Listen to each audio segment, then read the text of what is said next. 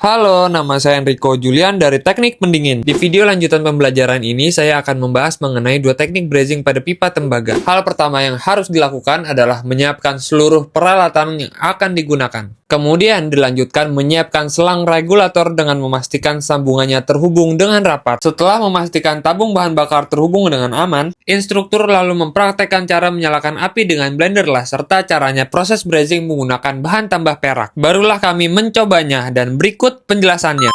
Oxyacetylene welding atau disingkat OAW adalah teknik pengelasan menggunakan gas oksigen dan gas asetilen sehingga mampu memanaskan tembaga dan kemudian menambahkan bahan tambah berupa perak.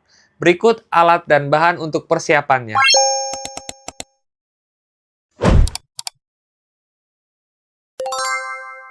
Jangan lupa persiapkan APD seperti helm, sarung tangan, dan juga masker.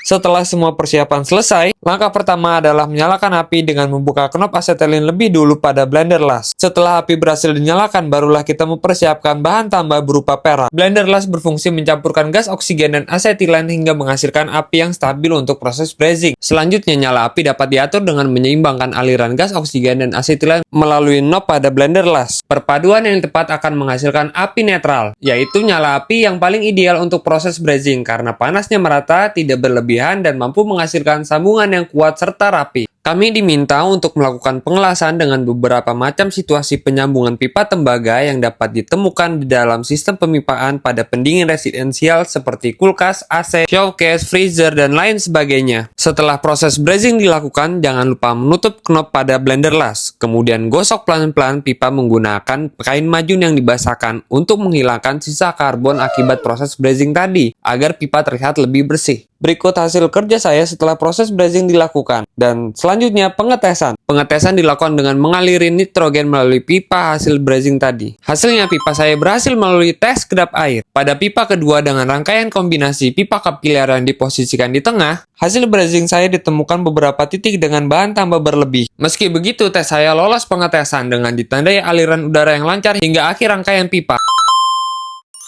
Hari kedua dengan materi hand brazing. Diawali dengan instruktur memberikan kami demonstrasi menggunakan alat dan bahan pada proses hand brazing. Pada proses brazing, panas yang dihasilkan tidak secepat pada saat menggunakan OAW. Dan berikut adalah penjelasan mengenai alat dan bahan yang digunakan. Ini menggunakan peralatan berupa gas propan dan hand torch. Peralatan hand torch menghasilkan nyala api yang lebih stabil, namun kekurangannya perlu waktu lebih lama hingga dapat memanaskan pipa tembaga. Dan berikut penjelasannya.